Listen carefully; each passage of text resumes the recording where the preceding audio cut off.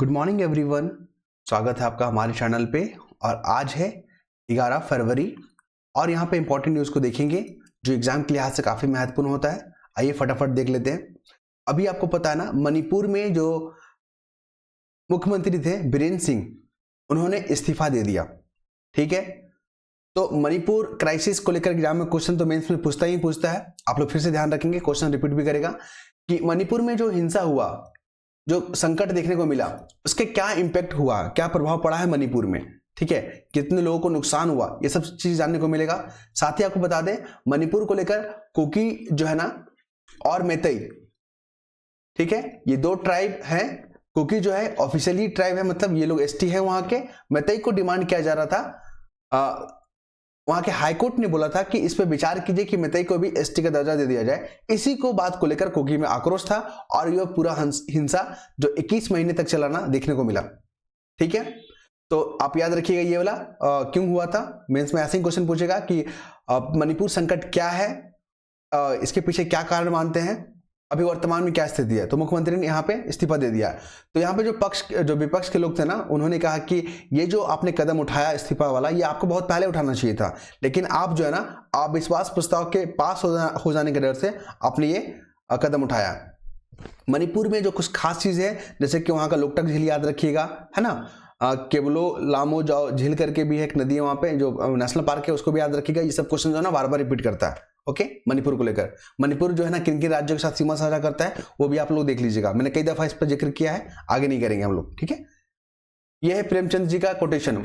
जो भी हिंदी साहित्य हो या कोटेशन में आप जो है ना प्रेमचंद जी का यहाँ पे कोटेशन यूज करोगे कि अकेले आदमियों की जो कृत्य है, जो काम है, उससे पूरा इतिहास भरा हुआ है। मतलब जो बोलते हैं ना, अकेले आदमी क्या कर सकता है, अकेले आदमी जो है ना बहुत कुछ कर सकता है। अकेले आदमियों ने ही विचारों की क्रांति पैदा कर दी थी। आपने गांधी जी को देखा है यहाँ पे, गांधी जी ने किस तरह जो है विचारों की क्रांति, जो अहिंसा को हथियार बना के पूरे देश को एकजुट किया और आजादी के लिए लड़े वो लोग। ठीक है, तो ये सब चीज याद रखिएगा।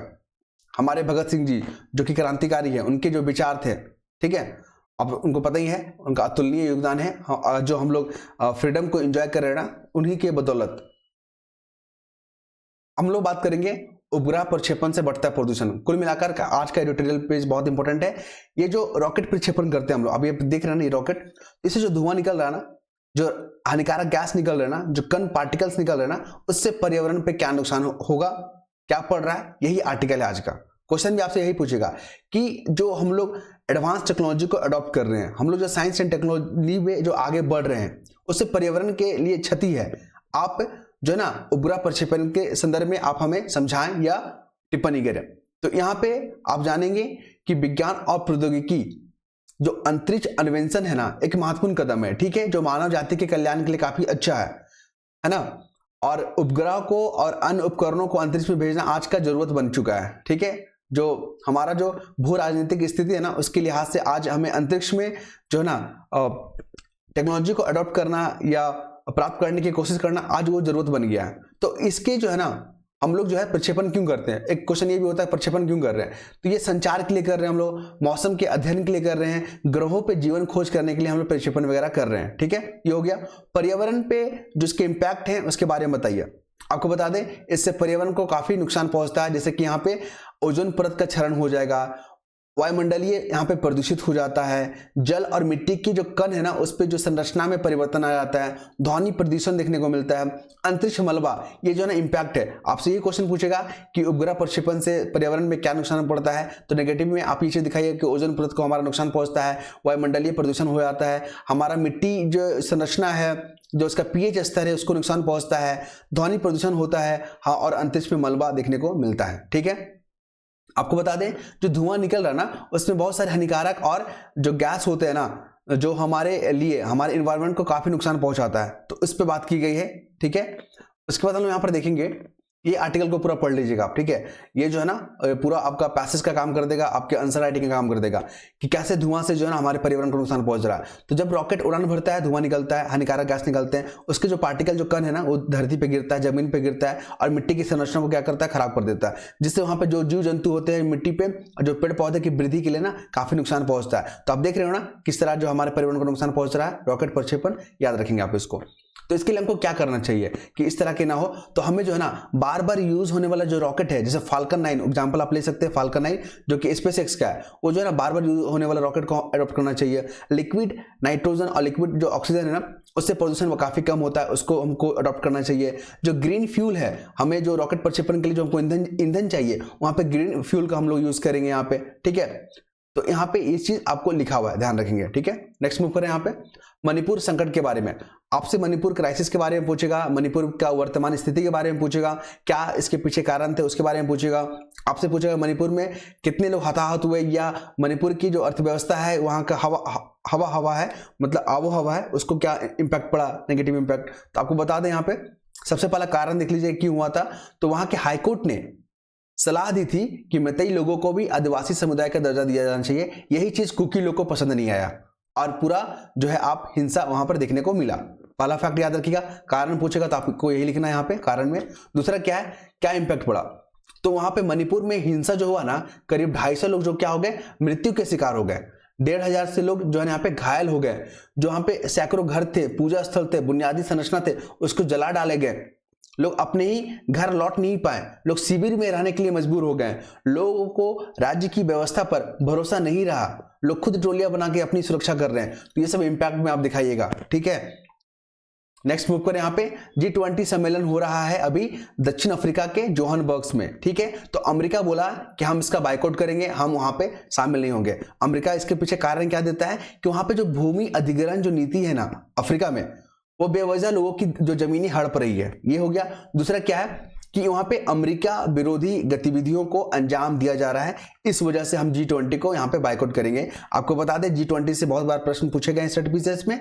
प्रश्न यही है कि जो G20 का सम्मेलन कहाँ हुआ है इस बार, इसके क्या थीम है, देख लीजिएगा इसको। आपको बता दें G20 का आपको कि ग्लोबल जीडीपी का, जो ग्लोबल जीडीपी है ना, जीडीपी 85% कवर करता है। ये सर्टिफिकेट्स में बहुत बार पूछा गया है। जो ट्रेड है ना, ट्रेड, इंटरनेशनल ट्रेड 75% कवर करता है। पॉपुलेशन 2/3 पॉपुलेशन कवर करता है। यही स्टेटमेंट बना के पूछेगा आपसे कौन सा सही है कौन सा गलत, ध्यान रखेंगे आप। दक्षिण अफ्रीका जो है ना रंग भेद के जो खिलाफ जो नीतियां है ना, उसके कारण भी न्यूज में रहता है, आप इसको ध्यान रखेंगे। और ये सब आप देखोगे ना, तो साउथ अफ्रीका जो है ना ब्रिक्स का मेंबर है, और ब्रिक्स के साथ जो है ना भारत भी मेंबर है ना। अमेरिका को ब्रिक्स का जो पहल है, जो अमेरिका जो नहीं चाह रहा है कि ब्रिक्स अपना अल्टरनेटिव करेंसी बनाए और डॉलर को कमजोर करे, इस कारण से जो है ना इस तरह की हरकतें जो है ना अमेरिका अपना रहा है। नेक्स्ट मूव करें यहाँ पे। अब नया विवाद देखने को मिल रहा है। अमेरिका जो है ना कभी बोलता है कि कनाडा को हम अपने शामिल कर लेंगे, मैक्सिको को शामिल कर लेंगे, कभी हम ग्रीनलैंड को वापस ले लेंगे, कभी पनामा को हम अपने कंट्रोल में कर लेंगे, कभी हम गाजा पट्टी में विस्थापन करेंगे। तो इस तरह का जो स्टेटमेंट जो अभी पूछ रहे हैं ना, आप निश्चिंत रहें, मेंस में यहां से क्वेश्चन पक्का आने वाला है। ध्यान रखिएगा कि इस तरह के जो आप स्टेटमेंट सुन रहे हैं ना अमेरिका के राष्ट्रपति का, इससे क्या ग्लोबल इंपैक्ट पड़ेंगे, भारत पर इसका क्या इंपैक्ट पड़ेगा, ठीक है, क्या चैलेंजेस होंगे, इसके क्या समाधान हो सकते हैं। तो इस तरह के प्रश्न जो है पूछे जाएंगे, तो आप लोग इस तमाम एंगल को ध्यान रखिएगा, क्या क्या इंपैक्ट पड़ेगा। सबसे पहला देखिए, अब ये बोल रहे हैं ना कि गाजा में हम लोग विस्थापन करेंगे, गाजा को अपने कंट्रोल में रखेंगे, गाजा पट्टी वही वाला। देखिए तो गाजा पट्टी का लोकेशन याद रखिए, भौतिक इसकी संरचना देख लीजिए। गाजा पट्टी जो है ना भूमध्य सागर से सटा तट पर स्थित 41 किलोमीटर जो लंबा है और 10 किलोमीटर चौड़ा एक एरिया है, ठीक है। इसके साथ कौन कौन सा सीमा साझा करता है, मिस्र करता है, और कौन करता है कि यहाँ पर देख लीजिए मिस्र और इजराइल करता है। तो आपसे पूछेगा कि गाजा पट्टी की संरचना को बताएं, इसका भौगोलिक लोकेशन को बताएं, और ये न्यूज में क्यों रहा है, और अमेरिका इस पर कंट्रोल क्यों करना चाह रहा है, ये जो विवाद है उसके बारे में टिप्पणी करें। शॉर्ट क्वेश्चन में पूछेगा तो आप भौगोलिक संरचना के बारे में बात कीजिएगा, मैप बना के उसका लोकेशन दिखा दीजिएगा यहाँ पे, ठीक है। और यहाँ पर देखोगे ना तो अंतर्राष्ट्रीय कानून क्या कहता है कि आप किसी भी क्षेत्र को जबरदस्ती अपना नहीं सकते हैं, हथिया नहीं सकते हैं, या बेदखल नहीं कर सकते वहां पर जो निवासी पहले से रह रहे हैं। तो अंतर्राष्ट्रीय कानून को यहाँ पर दरकिनार करके उसको राख पर रख दिया है अमेरिका के राष्ट्रपति ने, ध्यान रखेंगे आप ये सब चीज को। फिर यहाँ पर बात करेंगे चाबहार को लेकर, न्यूज में आ गया। चाबहार से क्वेश्चन आना निश्चिंत है, क्योंकि चाबहार काफी दिनों से, काफी महीनों से न्यूज में आ रहा था। चाबहार क्या है आपको बता दें, भारत का प्रोजेक्ट है। चाबहार पोर्ट जो है ना, बंदरगाह जो है ना, ये डेवलप हो जाएगा ना, तो भारत जो है ना पाकिस्तान को दरकिनार कर देगा। अब उसके जमीन से हम लोग यूज ना करके हम ईरान नहीं पहुंचेंगे, मध्य एशिया नहीं पहुंचेंगे, बल्कि अफगानिस्तान के जरिए चाबहार के तहत हम लोग अपना पहुंच को बढ़ाएंगे। तो यही चीज है। चाबहार बंदरगाह जो है ना एक जो जिसपे भारत ने लाखों डॉलर खर्च किया है और इस प्रोजेक्ट पे काम कर रहा है, ताकि हमारा जो कनेक्टिविटी है अफगानिस्तान के साथ, ईरान के साथ, जो मध्य एशिया के जो कंट्री है, रूस के साथ रेल के माध्यम से, नेटवर्क के माध्यम से और जलमार्ग के माध्यम से हमारा मजबूत हो सके और हमारा व्यापार बढ़ सके, हमारा संबंध मजबूत हो सके, इसलिए इंपॉर्टेंस है। अमेरिका ने बोला ना कि ईरान पे हम प्रतिबंध लगाएंगे क्योंकि वो न्यूक्लियर पावर पे काम कर रहा है और हम नहीं चाहते कि ऐसे कट्टरपंथी जो संस्था है, जो देश है, उसके हाथ में न्यूक्लियर पावर आ जाए, तो उस पर बैन लगाना चाहता है। लेकिन भारत को जो ना चाबहार पोर्ट के माध्यम से उसको छूट मिला हुआ था, लेकिन इस तरह का भी स्टेटमेंट आने से भारत को भी चिंता हो गया। ठीक है, ध्यान रखेंगे आप। नेक्स्ट मूव करें यहाँ पे, तो ये हमारे सोनिया गांधी जी और ये कांग्रेस के जो है महासचिव हैं या अंतरिम अध्यक्ष कह लीजिए इनको, ये हैं।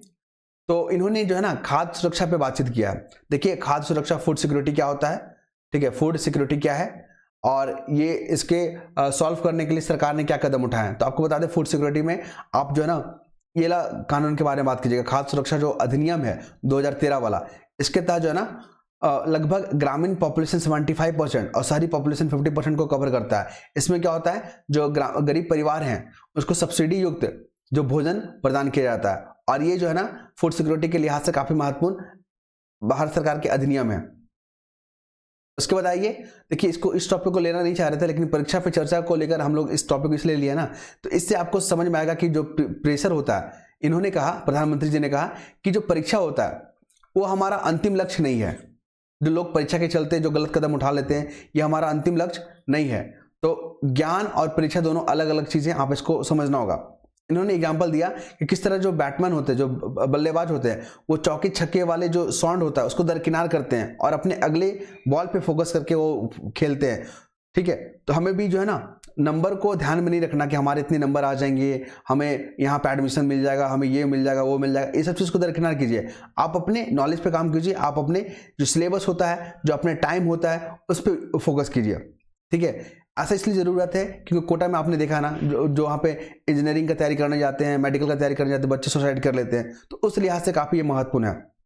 और इन्होंने कहा कि माता पिता को भी यहाँ पर समझना होगा ना कि माता पिता जो अपने बच्चे को मॉडल के रूप में ना देखें। लोग दिखावे के दिखाने के जो ललक होता है ना कि मेरा बेटा ये कर रहा है, मेरा बेटा वो कर रहा है, इसने इतना नंबर लाया है, यहाँ पे पढ़ेगा, तो इस तरह के मॉडल वाले कॉन्सेप्ट को यहाँ पर त्यागना होगा। साथ ही जो कंपेयर करते हैं दूसरों के साथ कि उसका बेटा ये कर रहा है और हमारा बेटा कुछ नहीं कर रहा, तो ये सब कंपेयर से बचना होगा। क्लियर है?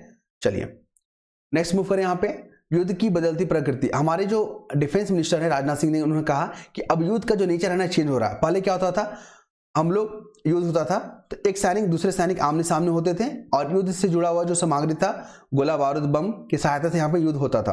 अब क्या हो रहा है, इसका नेचर चेंज हो रहा है। अब हो रहा है टेक्नोलॉजी आधारित, अब हो रहा है सॉफ्टवेयर के आधार पे हमारा हो रहा है ये युद्ध। ठीक है, तो उसमें हमें मजबूत बनना होगा। तो आप ये आर्टिकल याद रखेंगे, एआई को लेकर, क्वांटम टेक्नोलॉजी को लेकर, ठीक है, इंटरनेट ऑफ थिंग्स को लेकर यहाँ पे बातचीत हो रहा है कि हमें जो डेटा को साझा करना, जो हम लोग अंतरिक्ष आधारित जो उपग्रह है उसके माध्यम से हम लोग डेटा का जो साझा करते हैं सैन्य उपकरणों में, जो सैन्य युद्ध में, उसको मजबूत करना होगा। अब बात करेंगे, ये ना इनका नाम है, एक यूट्यूबर है इलाहाबादिया, ये अभी विवाद में आ गए। इन्होंने महिलाओं को लेकर जो है ना अश्लील टिप्पणी किया है, आपत्तिजनक टिप्पणी किया है। तो सारे जो पक्ष और विपक्ष के लोग हैं, कार्यकर्ता है, सोशल मीडिया यूजर है, इनकी घोर आपत्ति जताई है। ठीक है, इनको ट्रोल किया जा रहा है, बहुत गलत यहाँ पे टिप्पणी किया। लास्ट में ये माफी मांगने के लिए आए हैं कि हमने, मेरा ये मंशा नहीं था, मेरा ये मोटिव नहीं था, हम महिलाओं के प्रति ये और वो कर रहे हैं। लेकिन आपको जो है ना, हमें इस मैसेज से क्या सीख लेना चाहिए कि सोशल मीडिया का जो दौर है ना, इसमें जो सूचनाएं ना काफ़ी तेज़ी से प्रसारित होती है। तो हमें कुछ भी बोलने से, ठीक है, बचना चाहिए और जो भी बोले ना सोच समझ के बोलें कि हम क्या बोल रहे हैं, ताकि आने वाले जो समय है ना उसमें हमें इस तरह की जो है स्थितियों का सामना ना करना पड़े। ठीक है, और ये जो है ना इस तरह की अगर टिप्पणी आप करते हैं, महिलाओं के खिलाफ करते हैं या समाज के खिलाफ आप टिप्पणी करते हैं ना, तो ये बहुत बड़ा अपराध होता है और ये घोर निंदनीय है। इस तरह के वाक्य यहाँ पर देखने को मिल रहा है। नेक्स्ट मूव करें यहाँ पे, तो हमारे प्रधानमंत्री जी जो फ्रांस गए हुए हैं, क्योंकि वहां पर एयर कौन सा सम्मेलन होने वाला है, देखिए यहाँ पे एआई एक्शन समिट होने वाला और भारत और फ्रांस यहाँ पे मिलकर अध्यक्ष करेंगे यहाँ पे। तो इंपॉर्टेंट याद ही रखिएगा कि एआई से आप क्या समझते हैं और एआई जो टेक्नोलॉजी है ना, किस तरह दो देशों के जो संबंध है ना उसको मजबूत करने में योगदान देता है। ये क्वेश्चन आप ध्यान रखिएगा। ठीक है, क्या इसके इंपैक्ट है, क्या इसके नेगेटिव इंपैक्ट है, ये तमाम चीजों को आपको देखना होगा। तो नेक्स्ट वीडियो में मिलते हैं हम लोग। धन्यवाद।